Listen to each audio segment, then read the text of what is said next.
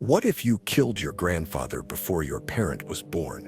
What if you stepped into a teleportation machine and someone else came out the other side, convinced they were you?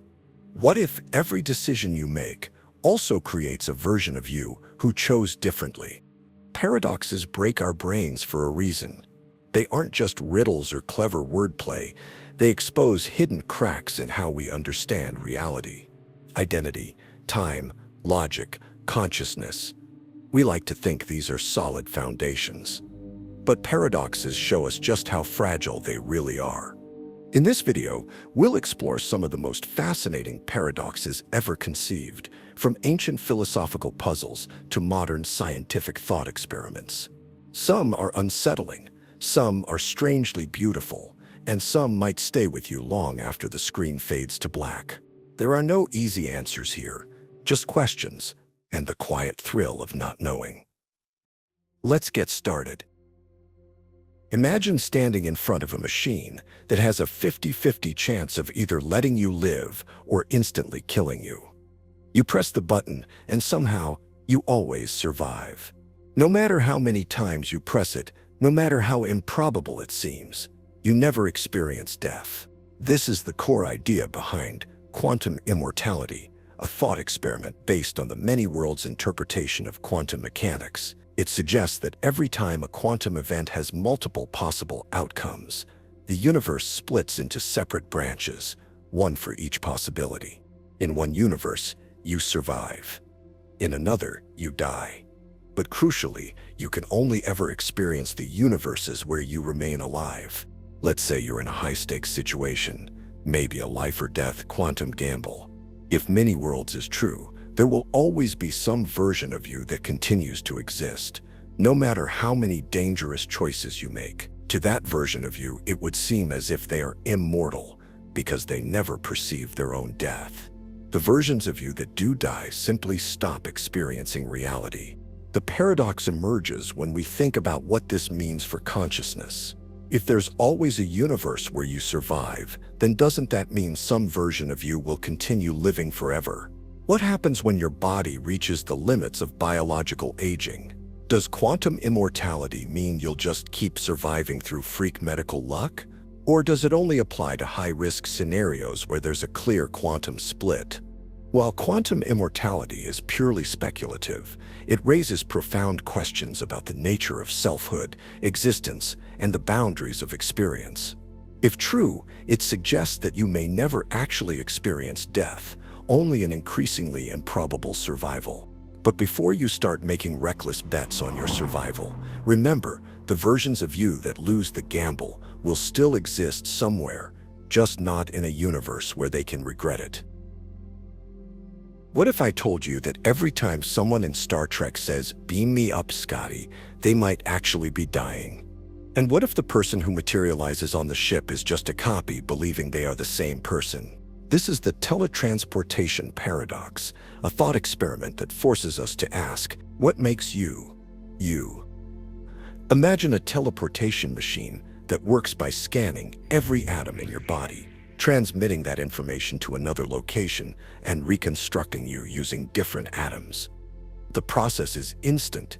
You step in, disappear, and reappear elsewhere. The new version of you has all your memories, thoughts, and personality exactly as before. But here's the problem. What happens to the original you? Most versions of teleportation assume the original body is destroyed in the process, meaning you don't actually travel anywhere. You die, and a perfect copy of you continues your life, believing nothing has changed. From the outside, everything looks fine. Your friends see you step into the machine and emerge on the other side unchanged. But from your subjective experience, things are murkier. Would you actually survive the process? Or would it be like stepping into a suicide booth while a clone replaces you? Let's take it further. What if the teleportation machine malfunctions and creates two copies instead of one?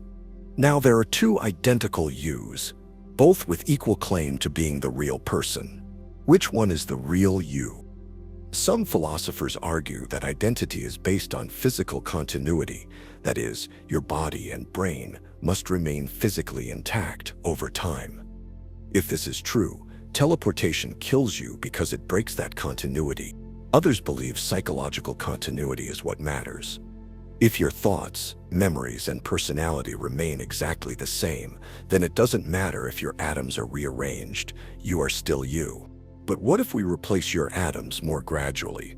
Your body is already replacing its cells all the time. About 98% of your atoms are swapped out every year. If teleportation replaced your atoms one by one, would you still be the same person? What about if it replaced half your body at once? Or 99%?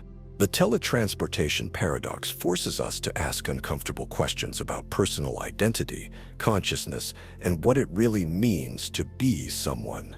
If teleportation was invented tomorrow, would you use it? Or would you step into that machine, knowing that from your perspective, you'd never step out again? Imagine a sealed box containing a cat, a vial of poison, and a device with a single radioactive atom. This atom has a 50% chance of decaying within the next hour. If it decays, the device breaks the vial, releasing poison and killing the cat. If it doesn't decay, the cat remains alive. Now, until we open the box and observe what happened, what state is the cat in? Is it alive or dead? According to quantum mechanics, the answer is both. This is Schrodinger's cat, one of the most famous thought experiments in physics, proposed by physicist Erwin Schrödinger in 1935. It was never meant to be taken literally. Schrödinger wasn't suggesting cats could actually be both alive and dead at the same time. Instead, he was using it to highlight a bizarre implication of quantum superposition, a concept in quantum mechanics stating that particles can exist in multiple states simultaneously until observed. At the subatomic level, quantum particles don't behave like tiny billiard balls following predictable paths. Instead, they exist in a probabilistic blur of possibilities until measured. A single electron, for example, doesn't have a definite location. It exists in multiple places at once until observed, at which point its position becomes fixed. Schrödinger's cat scales up this quantum weirdness to macroscopic objects, suggesting that if quantum mechanics applied to everyday life, a cat could be both alive and dead at the same time, until someone looked inside the box. This idea may sound absurd, but it highlights a key mystery in quantum physics, the problem of measurement. How does the act of observing something cause it to take on a definite state? Some physicists believe that conscious observation collapses the quantum wave function, meaning reality itself might be shaped by observation. Others suggest the cat is never actually in both states at once, but that quantum mechanics just gives us probabilities for the outcome. Then there's the many-worlds interpretation, which takes things in an even stranger direction. According to this theory, when we open the box, reality splits into two. One where the cat is alive, and one where it is dead. Both outcomes exist, but in separate parallel universes. So what does this all mean for our understanding of reality? Do we create reality by observing it? Is every possible event happening somewhere in a parallel universe? Schrödinger's cat remains one of the most mind-bending paradoxes in science, not because it tells us something definitive about the universe, but because it exposes the fundamental weirdness of quantum mechanics. One thing's for sure, whether the cat is alive or dead, it's probably not happy about being in that box. Imagine a massive pile of sand, a proper sand dune. No one would argue that it's a heap. Now remove a single grain, it's still a heap, right? Of course, remove another, and another, keep going, one tiny grain at a time.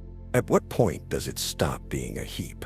This is the Sorites Paradox, also known as the paradox of the heap. It forces us to question something that seems obvious. What makes a heap? And more importantly, at what exact moment does it stop being one? The paradox dates back to ancient Greece and is attributed to the philosopher Eubulides of Miletus. The setup is simple. 1,000 grains of sand make a heap. If you remove one grain, it's still a heap. If you remove another, nothing changes. But if you repeat this process enough times, eventually you're left with just a single grain. And a single grain of sand is clearly not a heap. So, where did the heap go?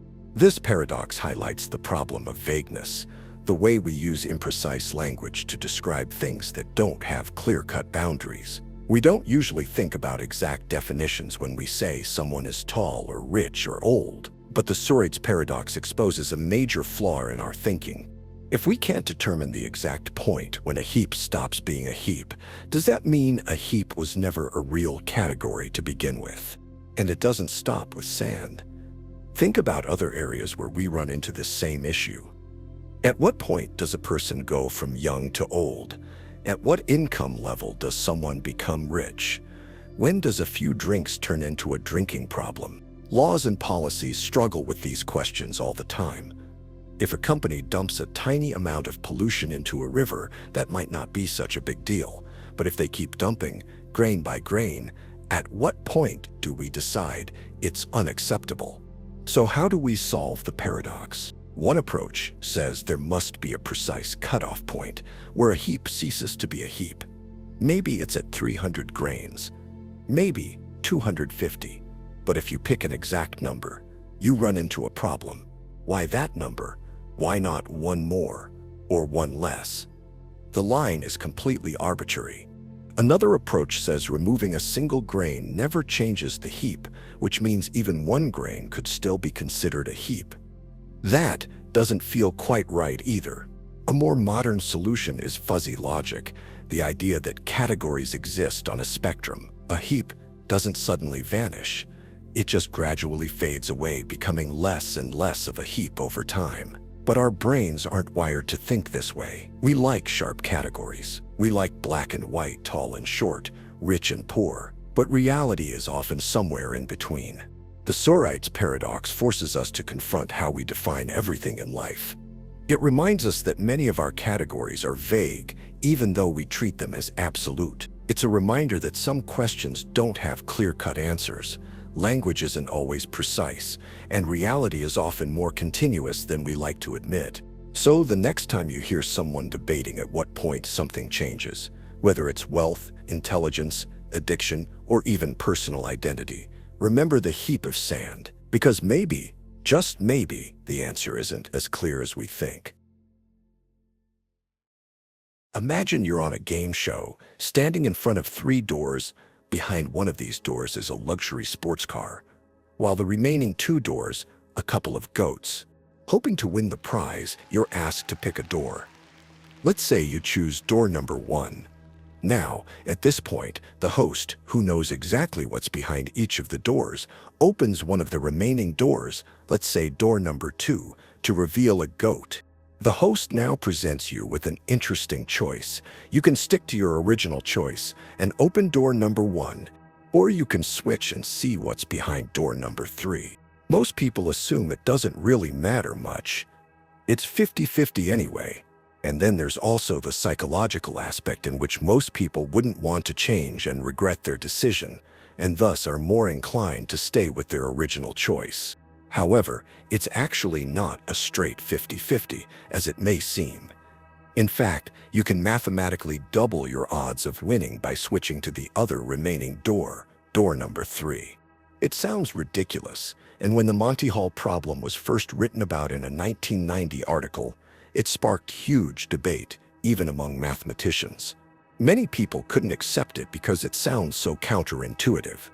It makes sense once we start to unpack the odds behind this seemingly simple game. When making your first selection, there are 3 doors, so your odds of winning are 1 in 3. Simple.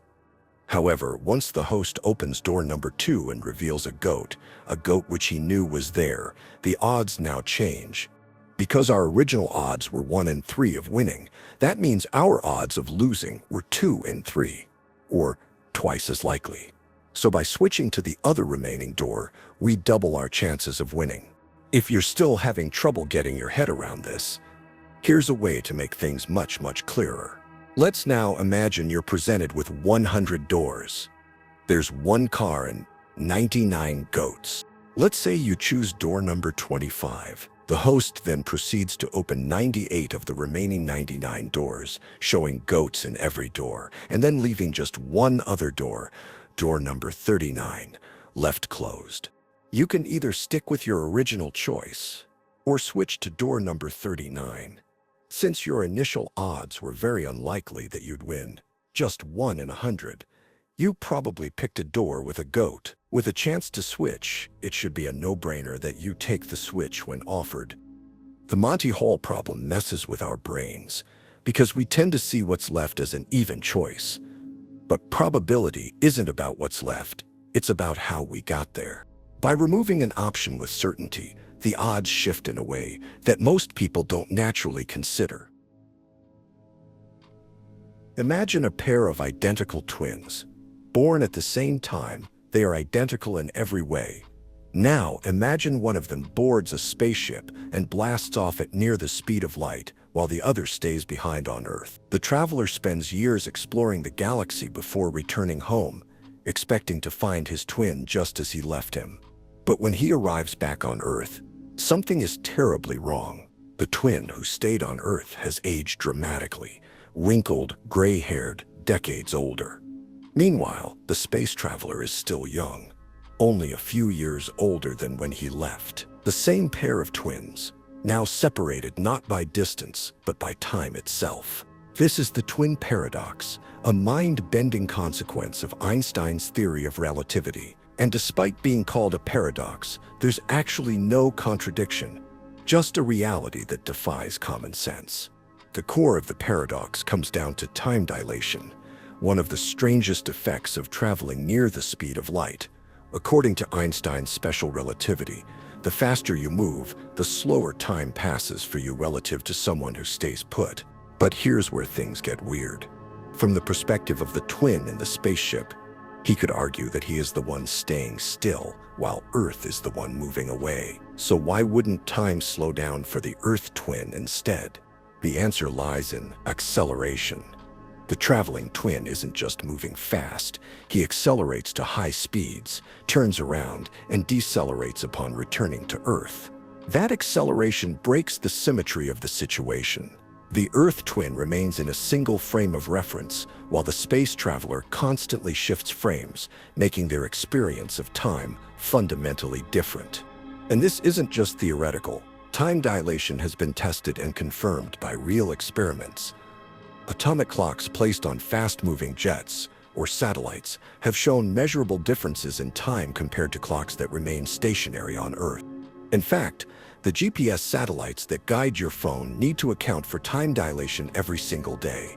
Now, let's take this paradox to its extreme. Imagine the traveling twin didn't just spend a few years in space, but thousands of years, moving even closer to the speed of light. When he finally returns, human civilization as he knew it is long gone. Cities have risen and fallen.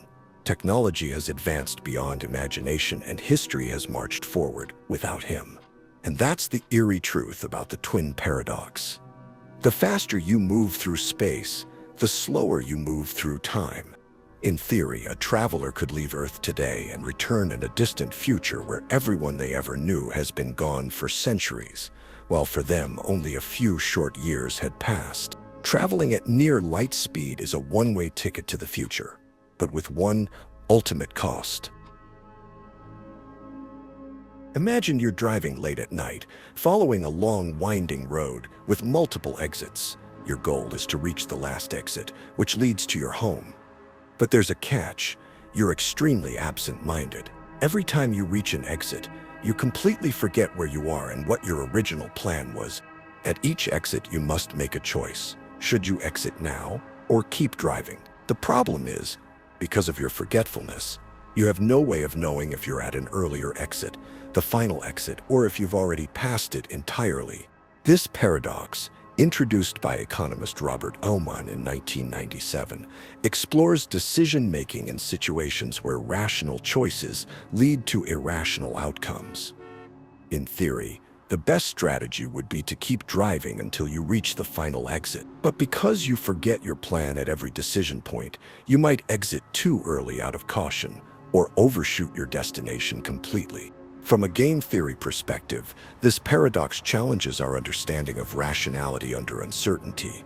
Normally, rational decision-making relies on knowing your position in a sequence of choices, but in this case, your inability to retain that knowledge disrupts the entire strategy. Even if you started with a perfect plan, your forgetfulness ensures that you'll always act in a way that might contradict it. The absent-minded driver paradox has deeper implications beyond driving. It models situations where people make sequential choices without perfect memory or awareness, financial decisions, long-term planning, even social behavior. It raises the unsettling idea that sometimes, even if we know the optimal strategy in theory, our own limitations prevent us from following through. So, the next time you're faced with a choice and second-guess yourself, ask, is this a rational decision? Or are you just another absent-minded driver, lost in the sequence of choices? Imagine a nationwide lottery with 1,000,000 tickets. Only one ticket will win, and logically, the odds of any single ticket winning are incredibly low, 1 in 1,000,000. If someone asks you whether ticket number 438,291 will win, the rational answer is almost certainly not. In fact, you could confidently say that about every single ticket individually. But here's where the paradox emerges. If you logically conclude that no ticket will win, then how does a winner exist at all? The lottery paradox, first introduced by Henry Keiberg in 1961, highlights a problem in how we handle probability and belief. In everyday reasoning, we tend to treat very low probabilities as though they equal zero. If something is highly unlikely, we act as if it's impossible. But in reality, no matter how low the probability, one ticket must win. The paradox also raises questions about rational belief. If you believe each ticket will lose, and yet you know that one ticket must win, then your beliefs seem logically inconsistent. Should you believe that all tickets will lose while also believing that one ticket must win? This dilemma appears in science, law, and decision-making. For instance, in a courtroom, we might look at a case where the statistical evidence suggests someone is guilty with 99.9% certainty. But if we apply the same logic as the lottery paradox, we might dismiss every individual case as unlikely, meaning no one could ever be convicted based purely on probability. At its core, the lottery paradox exposes the limits of how we balance probability, logic, and belief. It challenges us to reconsider whether something being almost impossible really means it should be dismissed entirely. Imagine a librarian tasked with organizing an enormous catalog of books. Some books are placed in categories that include themselves, like a book about cataloging being listed under library science. Others are placed in categories that don't include themselves, like a book about cooking that is not listed under books about books. Now, let's introduce a special category, books that do not list themselves in their own category. The librarian carefully sorts through every book and places it accordingly. But then she encounters a problem. Should this category itself be listed inside itself? If the category includes itself, then it shouldn't be listed because it's only for books that do not list themselves. But if it doesn't include itself, then it should be listed because it's supposed to contain all books that don't list themselves. Discovered in 1901, this logical contradiction is Russell's paradox, named after philosopher and mathematician Bertrand Russell. Instead of books, Russell originally applied the paradox to sets in mathematics, specifically the idea of a set that contains all sets that do not contain themselves. If such a set exists, does it contain itself? If yes, then by definition it shouldn't contain itself. If no, then by definition it must contain itself. The paradox exposed a fundamental flaw in early set theory, which assumed that any collection of objects could form a set without contradiction. Russell's discovery forced mathematicians to rethink the foundations of logic and mathematics, leading to stricter rules about set formation, such as those in Zermelo-Fraenkel set theory, which avoids self-referential paradoxes. Beyond mathematics, Russell's paradox challenges the way we define categories and self-reference. It applies to problems in computer science, linguistics, and even philosophy.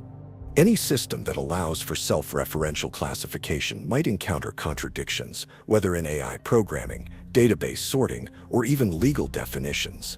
So next time you're sorting something into categories, just ask yourself, does this category include itself? If you find yourself stuck in a paradox, don't say Bertrand Russell didn't warn you. 3 friends check into a hotel and book a room for the night. The hotel clerk tells them the cost is $30, so each person chips in $10, handing over a total of $30. Later that evening, the hotel manager realizes there was a mistake. The room was only supposed to cost $25. He gives $5 to the bellboy and asks him to return it to the 3 friends. The bellboy, however, runs into a problem. $5 doesn't divide evenly among 3 people. So instead of figuring it out, he decides to pocket $2 for himself and gives the remaining $3 back, giving $1 to each friend. Now, let's do the math. Each person originally paid $10, but they each got $1 back, meaning they actually paid $9 each. $9 times 3 equals $27. The bellboy kept $2. 27 plus 2 equals 29. But wait, they originally handed over $30. Where did the missing dollar go? This simple yet confusing paradox plays on a common mathematical misdirection. The mistake lies in how the final numbers are added. The $27 already includes the bellboy's stolen $2. The correct way to think about it is this. The hotel ended up with $25.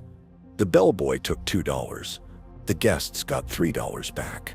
That still adds up to $30, and there was never actually a missing dollar, just a clever way of misleading your intuition. Imagine a simple coin flip game. You flip a coin, and if it lands on heads, the game ends and you win $2. If it lands on tails, the game continues, but the prize doubles each time. First tails, $4. Second tails, $8. Third, $16, and so on. It sounds like a great deal. The longer you go without hitting heads, the more money you win. And since, in theory, there's no limit to how long the game could continue, there's no limit to how much you could win. So here's the question. How much would you be willing to pay to play? Mathematically, if we calculate the expected value, that is, the average amount you'd win over infinite games, the result is actually infinity. That means, logically, you should be willing to pay any price to play, even millions of dollars. But here's where the paradox sets in. Nobody would actually pay that much. In reality, most people wouldn't even pay $20 for a single round. Why? Because while the game sounds valuable, the odds of winning big are just so unimaginably small. For example, let's say you're hoping to win at least $1 million. You'd need to flip 20 tails in a row before landing a heads. The odds of that happening, 1 in a million. The potential payout is equivalent to the odds of actually winning any given amount. And if you were hoping to win $1 billion, now you would need 30 tails in a row with odds of 1 in a billion. Now, 30 heads in a row might seem plausible, given that it's a small enough number that our brains can understand easily enough. But let's put things into perspective. You'd have a better chance of winning the Powerball lottery jackpot 3 times in a row, or getting struck by lightning 833 times. Suddenly, paying millions for a game where you'd almost always win just a few dollars doesn't seem like such a smart idea. This is where the paradox becomes clear. The math tells us we should be willing to pay a near infinite amount to play, but our instincts tell us it's not worth much at all. A good way to understand the difference between the mathematical expected value and our own reality is to imagine that your potential winnings had an upper limit cap. Let's say the $1 billion mentioned before. Suddenly, the expected value of the game drops to a measly $29, which is a much more reasonable number and closer to what people might actually be willing to pay. So even though the original version of the game with unlimited upside might, theoretically, be infinitely valuable, in reality, nobody treats it that way. And nor should they. because the chances of winning any substantial amount of money are so astronomically low that it's just not worth much risk. It's a perfect example of how probability and human intuition often don't see eye to eye, and a bit of a quirk of what happens when we involve infinity into our calculations. So, how much would you pay to play this game? Imagine you step into a time machine, set the dials for the past, and travel back decades, back to a time before your grandfather met your grandmother. You track him down, and for reasons beyond comprehension, you decide to prevent their meeting. Maybe you sabotage their date, maybe something worse. The point is, they never fall in love, they never have kids, and your parent is never born, which means neither are you. But if you were never born, then how did you go back in time in the first place? If you don't exist, you can't step into that time machine. And if you never went back, then your grandfather's life unfolds as normal. He meets your grandmother, and your parent is born, which means you are born. But then you do go back and stop them from meeting, so you aren't born. And round it goes. This is the grandfather paradox, one of the most famous paradoxes in time travel. It exposes a fundamental contradiction. If time travel to the past is possible, then reality itself can become unstable, caught in an endless loop of cause and effect. At its core, this paradox forces us to ask, how does time actually work? If traveling to the past creates contradictions, does that mean time travel is impossible? Or does time somehow fix itself to prevent paradoxes? Some theories try to resolve this problem. One possibility is the self-consistency principle, which suggests that time won't allow paradoxes. In this view, any action you take in the past was already part of history. Even if you tried to stop your grandfather from meeting your grandmother, something would always intervene to ensure history unfolds as it should. Your gun jams, you slip at the last second, or maybe you accidentally introduce them to each other yourself. Another possibility is the many worlds interpretation. In this scenario, the moment you change the past, you don't rewrite your own timeline, you create a new, alternate one. In this new reality, your grandfather never meets your grandmother and you are never born. But in your original timeline, you still existed, traveled back, and created the split. There are now two realities, one where you exist and one where you don't. No paradox, just a branching multiverse. And then there's the truly mind-bending possibility. What if the past is already set? What if time is a closed loop where every action you take in the past was always meant to happen? Maybe your grandfather had another secret romance, and you were destined to be born no matter what. Maybe you are the reason your grandparents got together in the first place. One way or another, the grandfather paradox forces us to question the very nature of time, causality, and reality itself. And as long as time travel remains theoretical, we may never have a clear answer. But if one day we crack the code of time travel, the biggest question won't be if we can do it. It'll be whether we should. Ever feel like all your friends have more friends than you? It turns out, mathematically, they probably do. This is known as the friendship paradox, a surprising statistical phenomenon that suggests most people have fewer friends than their friends do. Here's why.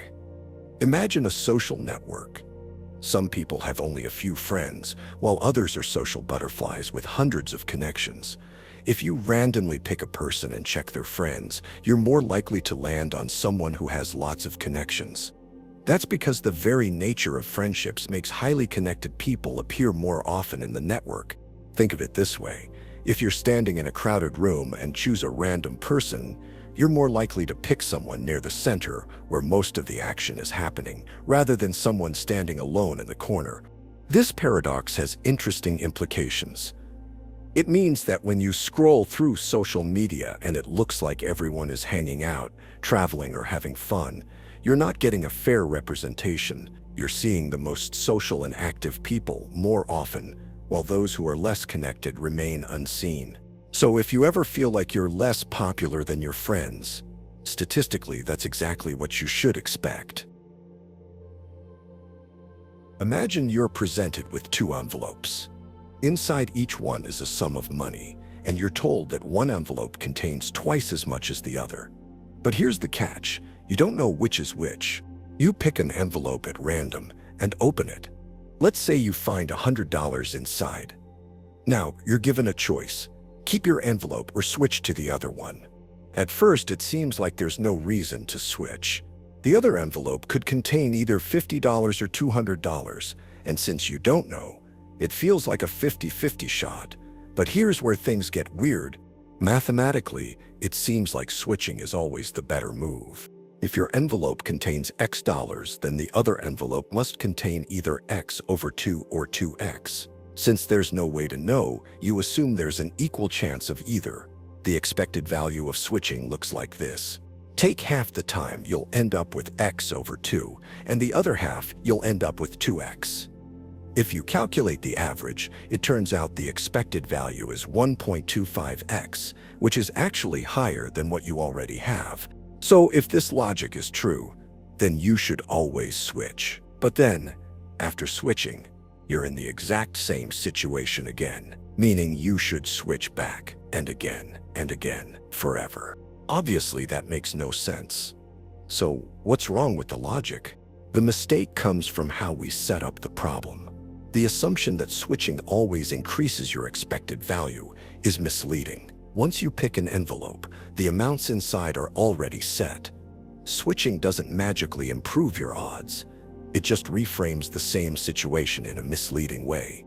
It's a classic paradox that plays tricks on our intuition. Would you switch, or would you stick? And more importantly, does it even matter? Imagine a hotel with an infinite number of rooms. Sounds impossible, right? But let's say it exists. And despite having infinite rooms, every single one of them is occupied. Not a single vacancy. A normal hotel would have to turn away any new guests. But not this one. Because in Hilbert's hotel, infinity plays by its own rules. A new guest arrives and asks for a room. At first, it seems like there's no way to accommodate them. Every room is already filled, but the hotel manager has a simple solution. He asks each guest to move one room up. The person in room 1 moves to room 2. The person in room 2 moves to room 3. Room 3 to room 4, and so on. Endlessly. Since there's no last room in an infinite hotel, this process never hits a stopping point. And just like that, room 1 is now empty, ready for the new guest. So even though the hotel was full, it still had room for more. But what if a bus carrying infinite new guests pulls up? Now things get really interesting. The manager, unshaken, comes up with another plan. Instead of shifting every guest up by one room, he asks them to move into the room number twice their current one. The person in room 1 moves to room 2. Room 2 moves to room 4. Room 3 moves to room 6. Every guest moves to the room double their own number, meaning all odd-numbered rooms, an infinite amount, are now empty and ready for the new guests. This paradox, created by mathematician David Hilbert, highlights the strange and unintuitive nature of infinity. In our everyday experience, full means full. A parking lot with no spaces can't accept new cars. A full glass can't hold more water. But infinity defies those rules. An infinite set can be the same size as a larger infinite set. It can be full and still have room for more. But here's where things really break your brain. What if every guest decided to check out at the same time? The hotel would be completely empty, yet it still has the same infinite number of rooms as before. How can something be just as infinite when full as it is when empty? The infinite hotel paradox doesn't just challenge how we think about numbers, it forces us to question reality itself. Because if infinity works this way, what other impossible things might also be true? Can an all-powerful being create a rock so heavy that even they cannot lift it? If they can, then there's something they can't do, lift the rock. But if they can't create such a rock, then there's also something they can't do, create an unliftable object. Either way, the being isn't truly omnipotent. This is the Omnipotence Paradox, a classic thought experiment that challenges the very concept of unlimited power. The paradox arises from contradictions within the definition of omnipotence itself. If a being can do anything, that includes creating limitations on itself. But if it has limitations, it's no longer all-powerful. One way philosophers have tried to resolve this paradox is by redefining omnipotence. Some argue that an all-powerful being wouldn't be bound by logical contradictions.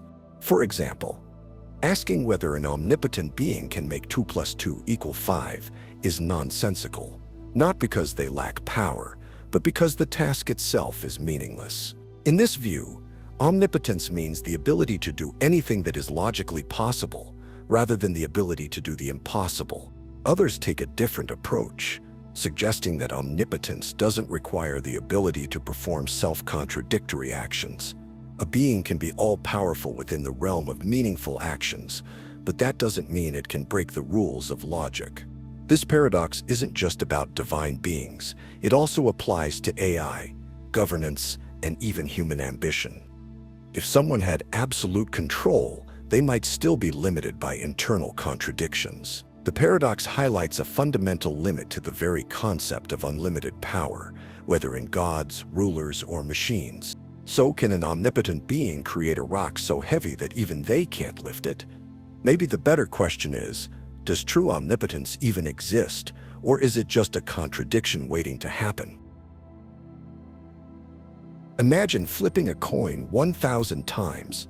At some point, you might get 10 heads in a row, which seems unlikely, but in a large enough series of events, strange things are bound to happen. This is the essence of Borel's law, which states that in a vast enough set of random events, seemingly impossible coincidences are not just possible, but inevitable. For example, let's say you're thinking about an old friend, and suddenly they call you. It feels like a bizarre, almost psychic moment. But consider how many times you've thought about people who didn't call. That one coincidence stands out, but it's just one data point in a sea of unnoticed events. Borel's law helps explain why people see patterns in randomness, from lottery winners with eerily lucky numbers to the curse of celebrity deaths coming in threes.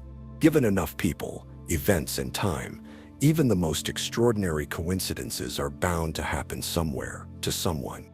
This idea is especially relevant in the digital age, where billions of people are online at any given moment. Viral trends, déjà vu moments, and weirdly specific targeted ads can all seem too perfect to be random. But in reality, they're just Borel's law at work. So the next time something feels too strange to be a coincidence, chances are it's just statistics doing its thing. Imagine a brilliant scientist named Mary. She has spent her entire life in a black and white room, never seeing color firsthand.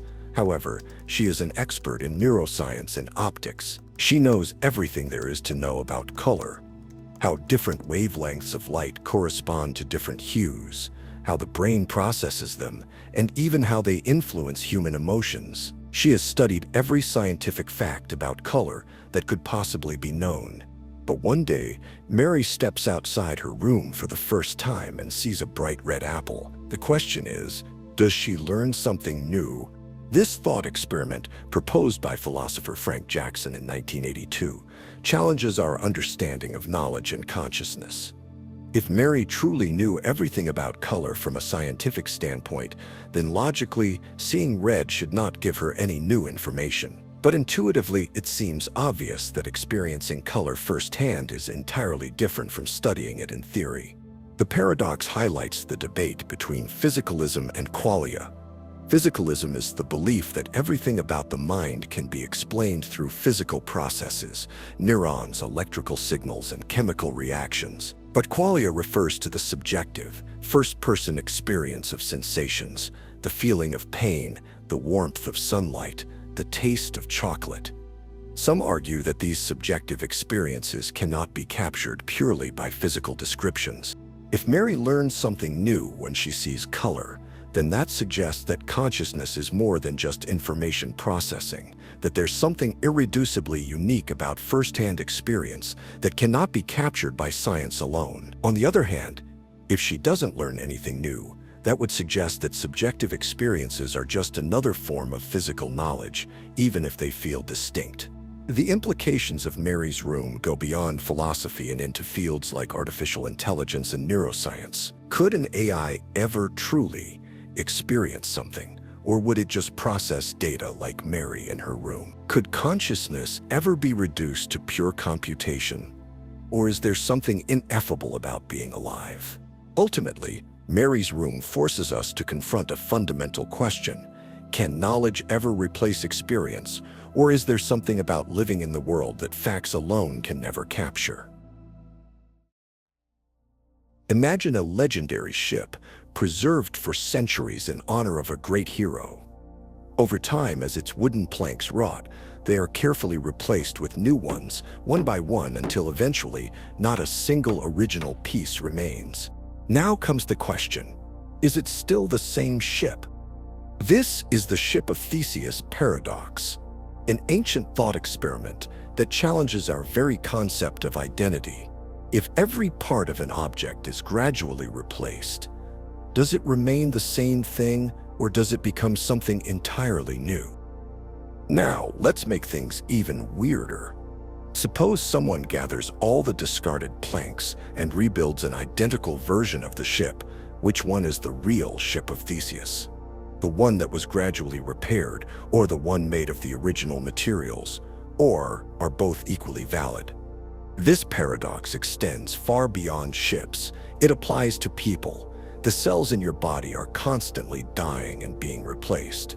Scientists estimate that within about a decade, nearly every atom in your body has been swapped out. So, are you still the same person you were 10 years ago? The paradox also raises questions in technology and philosophy. If you replace every part of a car, at what point does it become a different car? If an AI is constantly upgraded and rewritten, is it still the same AI? What about countries, cultures, or even identities? Do they remain the same if they evolve over time?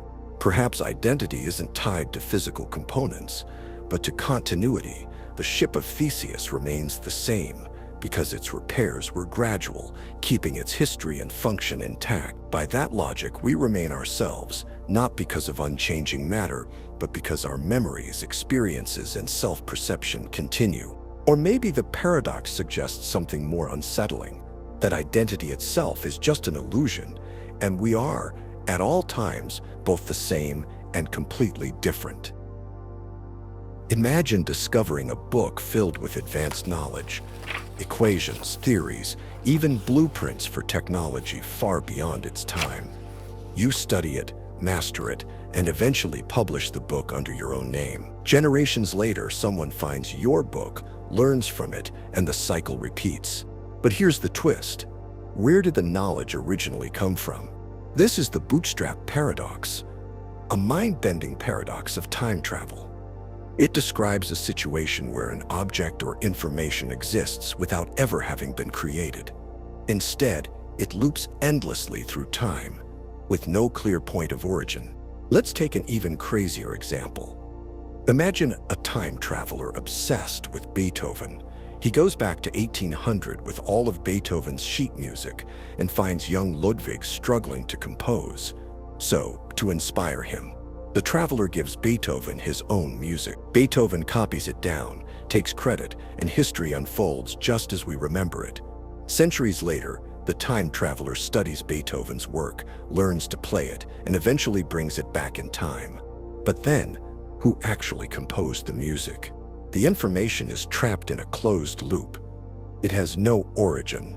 It exists because it exists. This paradox has been explored in sci-fi countless times. In one famous example, a time traveler goes back and gives Shakespeare a copy of Hamlet, only to return to the future and realize that the Hamlet he gave Shakespeare was the same one he originally read. Could something like this happen in real life? Some physicists argue that closed time-like curves, loops in space-time, could, in theory, allow information or objects to exist without a true beginning. But if that were the case, does that mean the universe is filled with knowledge that was never created? The Bootstrap Paradox forces us to confront a deeply unsettling question. If we can never identify the starting point of something, does it mean it was never truly created at all? Imagine being locked in a room with a massive rulebook and stacks of Chinese symbols. Though you don't understand Chinese, people outside pass you notes with Chinese characters. Your job? Follow the rulebook's instructions to manipulate these symbols and pass appropriate responses back. To Chinese speakers outside, it appears you understand their language perfectly, but you don't. You're just following rules without comprehension. This thought experiment, devised by philosopher John Searle in 1980, challenges the foundation of artificial intelligence. The Chinese room argument asks, can a computer truly understand language, or is it merely simulating understanding through programmed responses? Searle argues that computers, like the person in the room, manipulate symbols according to rules without understanding meaning. They process syntax, structure without semantics, meaning. Your phone's voice assistant might produce perfect responses, but does it truly understand what you're saying the way another human would? The argument creates three intellectual camps. Strong AI proponents claim that a sufficiently complex symbol processing system would develop genuine understanding. The room as a whole system understands Chinese, even if individual components don't. Biological naturalists counter that consciousness requires biological processes. Silicon chips can't create subjective experience, regardless of complexity. Functionalists argue that if a system produces the right outputs from inputs, the internal workings don't matter. Function creates consciousness, not substance. What makes this paradox mind-bending is that it questions whether we could ever know if an AI truly understands or merely simulates, understanding impeccably. It forces us to consider what consciousness actually is and whether we could recognize it in a form different from our own. As AI becomes increasingly sophisticated, the Chinese room remains a profound philosophical challenge about the nature of mind itself. Imagine an author who has just finished writing a comprehensive academic book containing thousands of claims. In the preface, she writes something like this: "Despite my best efforts at accuracy, I'm sure this book contains some errors. I just don't know which statements are incorrect." This humble acknowledgement creates a logical contradiction that philosophers find deeply troubling. Here's why. The author believes that each individual claim in her book is true, otherwise she wouldn't have included it. Yet simultaneously, she believes that at least some of those claims are false. These beliefs cannot both be correct. It's a contradiction. The paradox exposes a fundamental tension in our understanding of rational belief.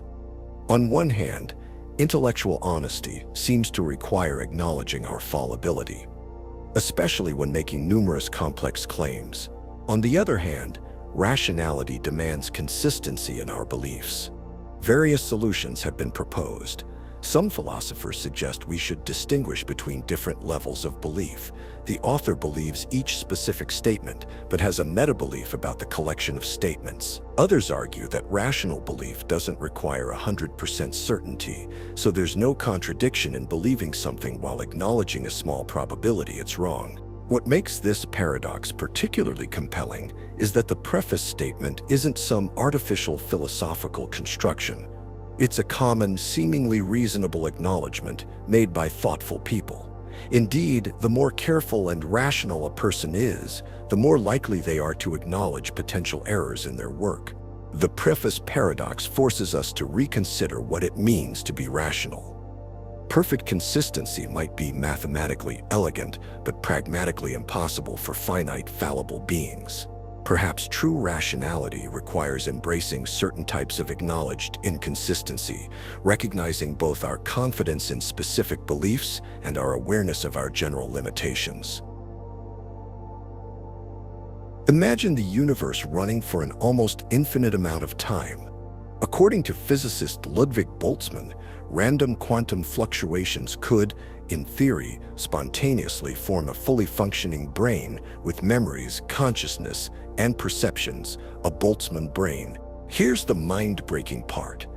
If the universe lasts long enough, these random fluctuations producing conscious brains might be more statistically likely than the evolution of consciousness through the conventional path of stars, planets, and billions of years of evolution. This means it could be more probable that you are a disembodied brain that popped into existence with false memories of a past that never happened than that you are a human with a real history. Even more disturbing, most Boltzmann brains would exist for only a brief moment before quantum fluctuations cause them to dissolve.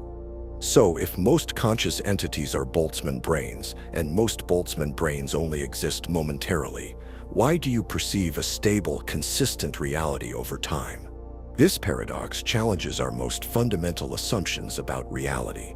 It suggests that if physical laws allow for random fluctuations, which quantum mechanics suggests they do, and if the universe lasts long enough, which many cosmological models predict, then the majority of conscious experiences might be brief, random, and completely disconnected from the physical reality we think we inhabit. Scientists and philosophers use this paradox to explore questions about cosmology, the arrow of time, and the nature of consciousness itself. Some have even suggested that any viable theory of physics must somehow rule out the possibility of Boltzmann brains, or we'd be forced to conclude that our entire perceived reality is likely an illusion created by random quantum noise. Why is water, which is essential for life itself, nearly free, while diamonds, which we could live without, cost a fortune? This seemingly simple question reveals one of economics' most fascinating puzzles, the paradox of value. Imagine you're stranded in a vast desert. The scorching sun beats down as you trudge through endless sand. In your pack, you have a single large diamond worth millions. Yet as days pass without finding water, you grow desperate. Then, a traveler appears on the horizon. He has water, but no interest in wealth. Would you trade your diamond for his water? Without hesitation, you would.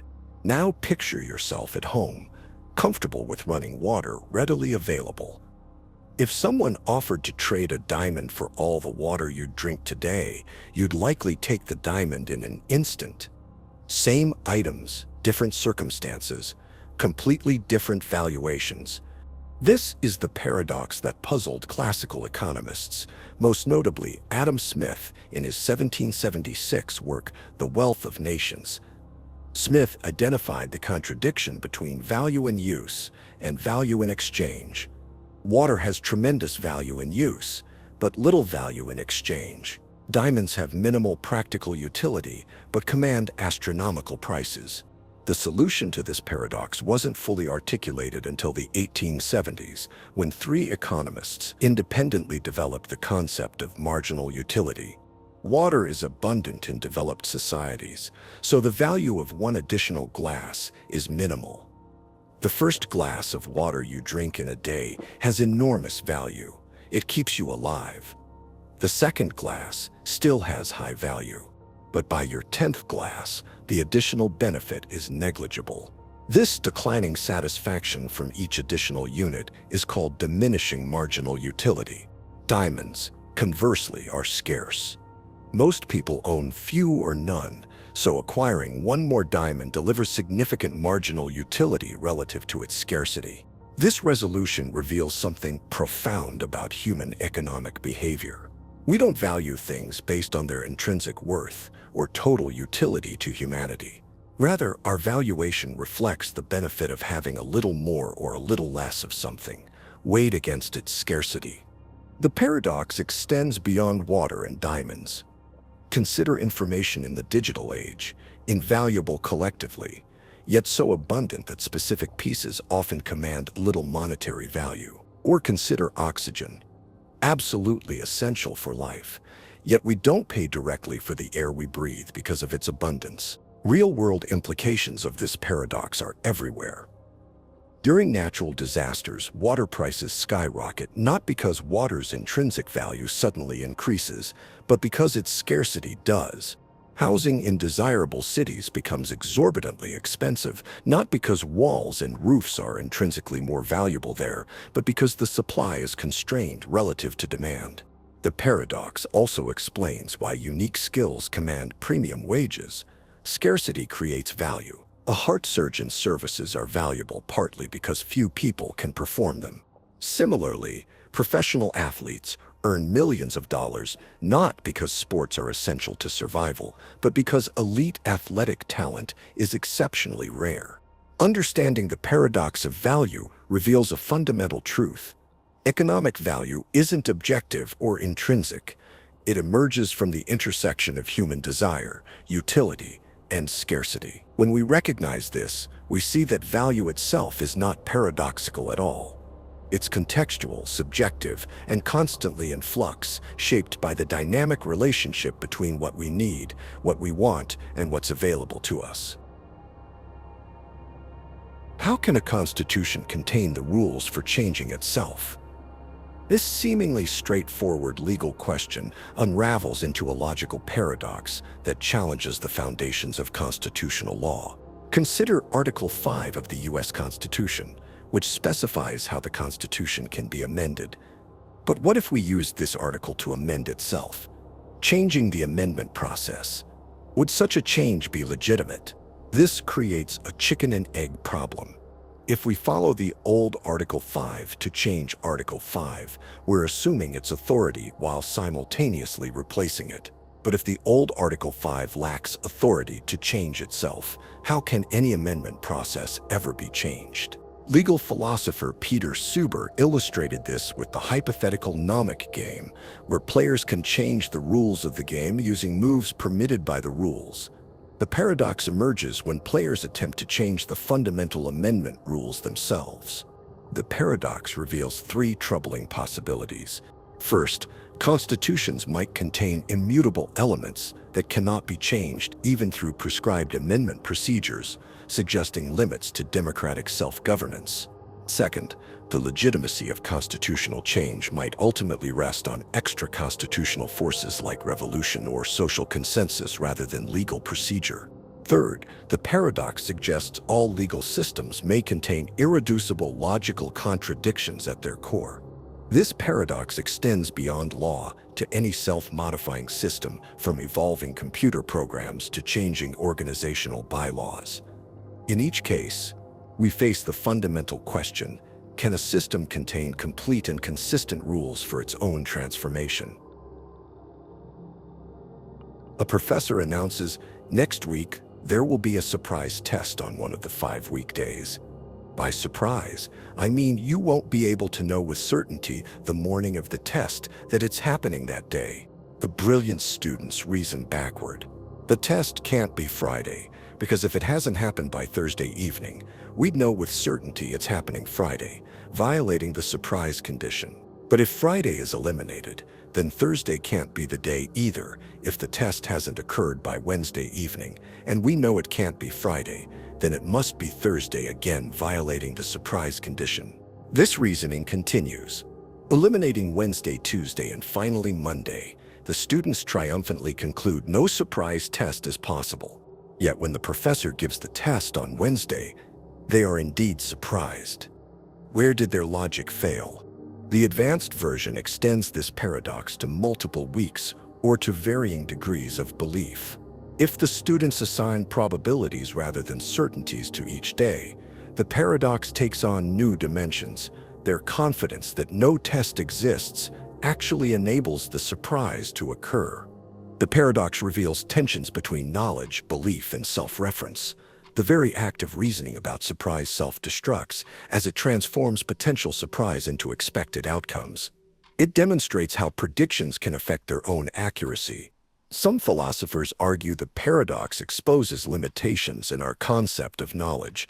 Others suggest it reveals problems with temporal reasoning. The paradox shows how self-referential reasoning about knowledge can create logical loops that seemingly make reasonable announcements impossible, yet reality stubbornly proves otherwise. Imagine you're at a party with just 23 people. What are the chances that at least 2 people share the same birthday? Most guess around maybe 5 or 10%. But the answer? It's over 50%. This is the birthday paradox, where our intuition spectacularly fails us. The birthday paradox reveals a fundamental disconnect between how we perceive probability and how it actually works. It's called a paradox, not because it's mathematically contradictory, but because the truth seems so wildly counterintuitive. Here's the setup. In a room of just 23 people, the probability that at least 2 share a birthday exceeds 50%. With 30 people, it jumps to over 70%. And with 70 people, the probability soars above 99.9%. Yet there are 365 days in a year. So how can this possibly be true? To understand why, we need to recognize we're asking the wrong question. We're not calculating the chance that someone shares a birthday specifically with you. That indeed would require many more people. Instead, we're asking whether any 2 people in the room share a birthday with each other. Let's break down the math. Rather than calculating the probability directly, it's easier to calculate the probability that everyone has a different birthday, then subtract from 100%. With 23 people, the first person can have any birthday. That's 365 possibilities out of 365 days. The second person can have any birthday except the first person's. That's 364 possibilities. The third person can have any birthday except those of the first 2 people, and so on. Multiplying these fractions down to the 343 possibilities for the 23rd person gives us about 0.493. That's the probability that no 2 people share a birthday. Subtracting from 1 gives 0.507, or about 50.7%, the probability that at least 2 people do share a birthday. What makes this paradox so surprising is that we drastically underestimate the number of potential pairs. With 23 people, there aren't just 23 possible pairs, there are 253 different potential pairs. Each additional person creates many new possible pairs, causing the probability to increase much faster than linear growth. This reveals something profound about combinations. While 23 is only about 6% of 365, the number of possible pairs grows quadratically. It's this explosion of possibilities that creates the surprising result. The birthday paradox appears throughout our world. In cryptography, it underlies what's called the birthday attack, where hackers can find collisions in hash functions much more easily than expected. In genetics, it helps explain why unrelated people can share DNA segments. In statistics, it illustrates the danger of multiple comparisons when analyzing data. Perhaps most famously, the paradox was demonstrated in the 2014 FIFA World Cup, with 32 teams of 23 players each, 736 players total.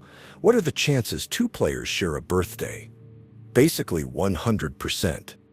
Indeed, there were 16 pairs of players who shared birthdays, including some on the same day as the final match. Even in smaller settings, the paradox appears. In a typical classroom of 30 students, the probability of a shared birthday is about 70%. Teachers often use this as a probability demonstration, and students are consistently shocked when matches emerge. The birthday paradox teaches us humility about our probabilistic intuitions.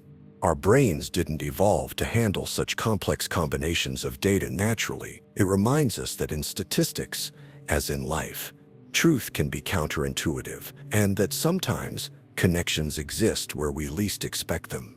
Perhaps that's the most profound lesson. In a seemingly random world, we're more connected than we think. Bell's theorem shatters our understanding of reality itself. In the 1960s, physicist John Bell proposed a mathematical inequality to test whether quantum mechanics could be explained by hidden variables, underlying properties we just can't detect yet. The results were shocking. When scientists performed Bell test experiments, they found violations of Bell's inequality, proving that no local hidden variable theory could explain quantum behavior. This means one of 2 fundamental principles must break. Locality, the idea that physical interactions can't travel faster than light. Objects can only be influenced by their immediate surroundings. Realism, the belief that physical properties exist independently of observation. The moon exists, whether you look at it or not. Yet quantum entanglement shows particles can instantaneously influence each other across vast distances, or properties don't exist until measured. In entangled particles, measuring one instantly determines the state of the other, regardless of distance. Think of two perfectly synchronized dancers performing continents apart without communication. How do they coordinate? Either they communicate faster than light, breaking locality, or their dance steps don't exist until someone watches, breaking realism. Bell's theorem isn't just a physics curiosity. It strikes at the heart of how we understand existence. Either the universe isn't locally real, reality isn't independent of observation, or there's some deeper explanation beyond our current understanding. What's most unnerving is that quantum mechanics accurately predicts these impossible-seeming results. Our intuitive understanding of reality, built from everyday experience, simply doesn't hold at the quantum level. Somewhere, in some other version of this moment, this video ended differently. Or maybe it never even started at all. But this version, the one you're in, it's coming to an end now.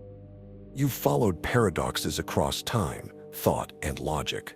Maybe you're still following one. Because the strange thing is, the more you understand, the less you're certain of. If you think you understood everything in this video, go back and watch again. Not because you might have missed something, but because it might not be the same the next time.